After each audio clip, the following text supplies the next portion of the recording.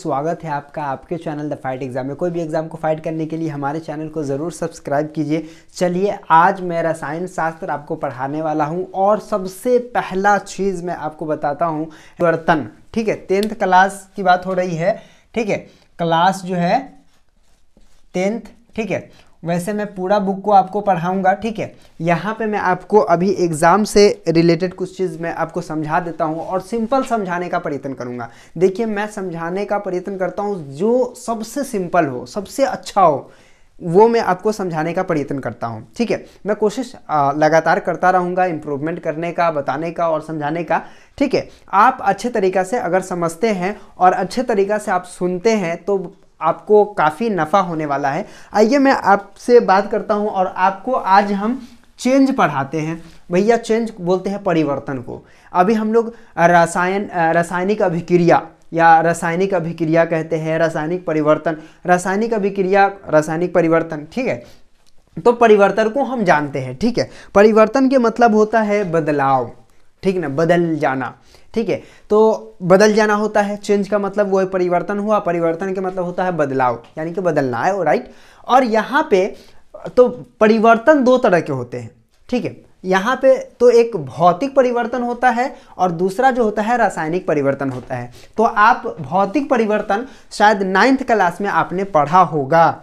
ठीक है, अब हम लोग दूसरा भाग में जो है यानी कि 10th क्लास में है जो रासायनिक परिवर्तन पढ़ेंगे। उससे पहले हम थोड़ा सा भौतिक परिवर्तन आपको बताते हैं और उसके बाद से जो है रासायनिक परिवर्तन की तरफ हम लोग चलेंगे। इसमें अभिकारक क्या होता है, प्रतिफल क्या होता है, वो सारे चीज़ें मैं आपको बताऊंगा। ठीक है, पहले मैं आपको ये समझाने का प्रयत्न करता हूं। तो उम्मीद करता हूं कि बड़े अच्छे तरीके से आप समझेंगे और आप इसका स्क्रीनशॉट लेंगे और नोट बना लेंगे। ठीक है, देखिए यहाँ पे हम परिवर्तन की अगर बात करेंगे तो परिवर्तन कितने प्रकार के होते हैं? परिवर्तन दो प्रकार के होते हैं। ठीक है, एक होता है भौतिक परिवर्तन, दूसरा होता है रासायनिक परिवर्तन। भौतिक परिवर्तन किसे कहते हैं? देखिए मैंने लिख दिया है सिंपल, भौतिक परिवर्तन जिसे पुनः उस रूप में लाया जा सके भौतिक परिवर्तन कहलाता है। यानी कि वैसा परिवर्तन जिसको पुनः फिर से उस रूप में लाया जा सके।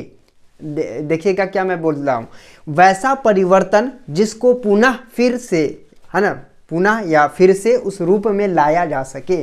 जैसे मान लीजिए कि पानी है, तो पानी से क्या बन गया भैया? बर्फ।